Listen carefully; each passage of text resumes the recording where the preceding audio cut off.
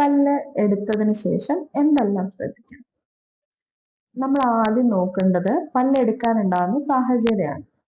നമ്മൾ എപ്പോഴും മുൻകൂട്ടി കാണേണ്ടത് പല്ല് എടുക്കുന്ന രീതികളും പല്ലിന്റെ മുറിവ് ഉണങ്ങുന്നതും നമ്മൾ ചെയ്യേണ്ട കെയറിനും വ്യത്യാസമുണ്ട്.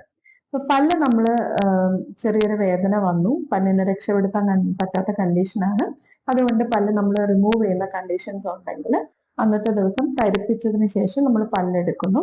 പല്ലെടുത്തു കഴിഞ്ഞാൽ ആ തരിപ്പ് നിങ്ങൾക്ക് 3 മണിക്കൂറോളം നിങ്ങളുടെ വായ്ക്ക് അനുഭവപ്പെടാം. അതിനുശേഷം നിങ്ങൾക്ക് വേദന ഉണ്ടാവുന്നതാണ്. ഈ തരിപ്പ് 3 മണിക്കൂർ ആകുമ്പോഴേക്കും കുറഞ്ഞു വരും. അതുകൊണ്ട് തന്നെ വേദനയുടെ ഗുളികകൾ, നമ്മൾ മരുന്നുകൾ തരുന്നത് നിങ്ങൾ നേരത്തെ തന്നെ കഴിക്കേണ്ടതായിട്ടുണ്ട്. വായിൽ നമ്മൾ പഞ്ഞി കടിച്ചു പിടിക്കാനായിട്ട് പറയാറുണ്ട്. മാക്സിമം ബലത്തിൽ നമ്മളത് കടിച്ചു പിടിക്കേണ്ടതായിട്ടുണ്ട്. ഇത് 30 മിനിറ്റ് മുതൽ 45 മിനിറ്റ് വരെ നമ്മൾ ഈ കോട്ടൺ പഞ്ഞി ശക്തിയായിട്ട് കടിച്ചു പിടിക്കുക.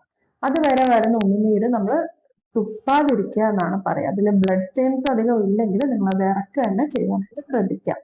പിന്നെ ഈ കോട്ടൺ മാറ്റി കഴിഞ്ഞതിന് ശേഷം കുറഞ്ഞ വെള്ളത്തിൽ വായൊന്ന് കഴുകുക. അതിനുശേഷം വീണ്ടും തുപ്പാനുള്ള ടെൻഡൻസി കാണിക്കാതിരിക്കുക എന്നുള്ളതാണ്. നമുക്ക് പല്ല് പറിച്ചു കഴിഞ്ഞു കഴിഞ്ഞാൽ ഉണങ്ങേണ്ട സിറ്റുവേഷൻ എന്ന് പറഞ്ഞു കഴിഞ്ഞാൽ നമുക്ക് ആ പല്ല് പറിച്ച ഭാഗത്ത് രക്തം കട്ട പിടിക്കേണ്ടതായിട്ടുണ്ട്. ഓരോരുത്തർക്കും ബ്ലീഡിങ് ആൻഡ് ക്ലോട്ടിങ് ടൈം ഉണ്ട്. രക്തക്കട്ട പിടിക്കാനായിട്ട് ഒരു സമയമുണ്ട്. ആ സമയത്തിനുള്ളിൽ ബ്ലഡ് ക്ലോട്ട് ചെയ്തതിന് ശേഷം ആ ക്ലോട്ട് ഇളകി പോകാതിരുന്നാൽ മാത്രമേ നമുക്ക് ആ ഭാഗം ഉണങ്ങി കിട്ടുള്ളൂ. അപ്പം അതുകൊണ്ടാണ് പല്ലില് കോട്ടൺ വെച്ച് കഴിഞ്ഞു കഴിഞ്ഞാൽ പല്ലെടുത്ത ഭാഗത്തുള്ള കോട്ടൺ അരമണിക്കൂർ തൊട്ട് 3/4 മണിക്കൂറിനുള്ളിൽ എടുത്തു കളയണമെന്ന് പറയുന്നത്. ബ്ലീഡിങ് ഉണ്ട് എന്ന് പറഞ്ഞ് കൂടുതൽ സമയം ആ കോട്ടൺ കടിച്ചു പിടിച്ചുകൊണ്ടിരുന്നിട്ടുണ്ടെങ്കിൽ ആ ക്ലോട്ട് അവിടെ നിന്ന് ഇളകി പോവുക, വീണ്ടും ബ്ലീഡിങ് നടന്നുകൊണ്ടിരിക്കുകയും ചെയ്യും. ബോണ്, അതിന്റെ അടിയിലുള്ള എല്ല് എക്സ്പോസ്ഡ് ആവുകയും ചെയ്യും. എല്ലാ തരം പല്ല് റിമൂവ് ചെയ്ത് കഴിഞ്ഞാലും സ്യൂച്ചർ ഇടണമെന്നില്ല, അതായത് സ്റ്റിച്ച് ചെയ്യണമെന്നില്ല, പിന്നി കെട്ടണമെന്ന് നിർബന്ധമില്ല. അപ്പൊ അതുകൊണ്ട് തന്നെ അങ്ങനത്തെ സാഹചര്യങ്ങളിൽ നമ്മൾ ഒരുപാട് കാര്യങ്ങൾ ശ്രദ്ധിക്കേണ്ടതായിട്ടുണ്ട്. പ്രത്യേകിച്ച് ഇടയ്ക്കിടയ്ക്ക് വാ കഴുകി തുപ്പുക എന്നുള്ളത് നിങ്ങൾ ചെയ്യാതിരിക്കുക. അത് നമ്മുടെ ക്ലോട്ടിനെ ഇളക്കാനുള്ള സാധ്യത കൂടുതലാണ്. പിന്നെ പല്ലെടുത്തു കഴിഞ്ഞു കഴിഞ്ഞാൽ സോഫ്റ്റ് ആയിട്ടുള്ള ഭക്ഷണമാണ് നമ്മൾ പറയുക. അതിന് കാരണം എന്ന് പറഞ്ഞാൽ ഇത് തന്നെയാണ്, ബ്ലീഡിങ് ഇൻഡ്യൂസ് ചെയ്യാതിരിക്കാനും ആ ക്ലോട്ട് ഇളകി പോവാതിരിക്കാനുമാണ് പല്ലെടുക്കുന്ന ദിവസം കട്ടിയുള്ള ഭക്ഷണം കഴിക്കാതിരിക്കുക എന്ന് പറയുന്നത്. അതേപോലെ ചൂടുള്ള ഭക്ഷണവും കഴിക്കാൻ പാടില്ല. ചൂടുള്ള ഭക്ഷണം നമ്മൾ കഴിക്കുകയാണെങ്കിൽ അവിടെയുള്ള രക്തക്കുഴലുകൾ ഓപ്പൺ ആവുകയും കൂടുതൽ ബ്ലീഡിങ് ഉണ്ടാവുകയും ചെയ്യും. അത് ഒഴിവാക്കാനാണ്, ചൂട് ഒഴിവാക്കാനായിട്ട് നമ്മൾ പറയുന്നത്. എപ്പോഴും പല്ലെടുത്ത ഭാഗത്ത് ഐസ് പാക്ക് വെക്കാനായിട്ട് നമ്മൾ ആവശ്യപ്പെടാറുണ്ട്. ഈ ഐസ് പാക്ക് പല്ലെടുത്തതിന് ശേഷം വരുന്ന നീരിനും ബ്ലീഡിങ്ങും കുറയ്ക്കാനായിട്ട് നിങ്ങൾക്ക് ഹെൽപ്പ് ആവും. കൂടുതൽ കുറെ എടുത്തു കഴിഞ്ഞാലുള്ള വേദനയ്ക്കും ഐസ് പാക്ക് ഒരു സമാധാനമായിട്ട് നിൽക്കാറുണ്ട്. പിന്നെ നമ്മൾ പറയാം തലയിൽ വെയിറ്റ് എടുത്തിട്ടുള്ള കാര്യങ്ങൾ, ഒരുപാട് തല അനങ്ങുന്ന കാര്യങ്ങൾ ചെയ്യാതിരിക്കുക എന്നുള്ളത്. അത് പല്ലെടുത്ത പാടുള്ള കാര്യങ്ങളാണ് നമ്മൾ പറയാറ് കേട്ടോ. നെക്സ്റ്റ് ഡേ തൊട്ട് നിങ്ങൾക്ക് ഒരു നോർമൽ ലൈഫ് ലീഡ് ചെയ്യാൻ പറ്റും. ഇതിനും കാരണം ബ്ലീഡിങ് ഒഴിവാക്കുക എന്നുള്ളത് തന്നെയാണ്. പിന്നെ നമ്മൾ ജ്യൂസ് പോലുള്ള പാനീയങ്ങൾ കഴിക്കുമ്പോൾ സ്ട്രോ ഉപയോഗിക്കരുത് എന്ന് പറയാം. അതായത് സ്ട്രോ ഉപയോഗിക്കുന്നത് നമ്മളൊരു സക്കിങ് ആക്ഷൻ ആണ് കൊടുക്കുക.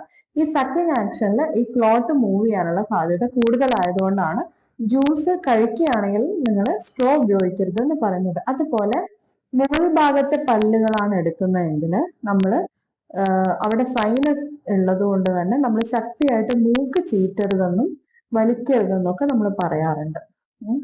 പിന്നീട് നമ്മൾ ശ്രദ്ധിക്കേണ്ട, അതും ഈ ക്ലോട്ട്, അതായത് ഈ പല്ല് മുറിവ് ഉണങ്ങാൻ വേണ്ടിയിട്ടാണ് ഈ വക കാര്യങ്ങളെല്ലാം. ഇനി 2 രീതിയിലാണ് നമ്മൾ പല്ലെടുക്കുക. നോർമൽ എക്സ്ട്രാക്ഷൻസും ഉണ്ട്, ട്രാൻസ് അൽവോളാർ എക്സ്ട്രാക്ഷൻസും ഉണ്ട്. അതായത് ചില പല്ലുകൾ നിങ്ങൾ പറയുന്ന പോലെ കീറി എടുക്കുക, എല്ല് കട്ട് ചെയ്തെടുക്കുക, അങ്ങനത്തെ കണ്ടീഷൻസിൽ എടുക്കേണ്ടി വരാറുണ്ട്.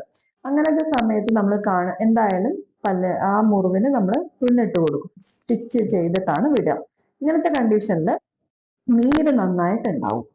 അപ്പൊ പല്ല് എടുത്ത് ഒരു 1/2-3/4 മണിക്കൂറിനുള്ളിൽ നീര് വരാൻ തുടങ്ങും. നെക്സ്റ്റ് ഡേ ആവുമ്പോഴേക്കും നീര് നന്നായിട്ടുണ്ടാവും.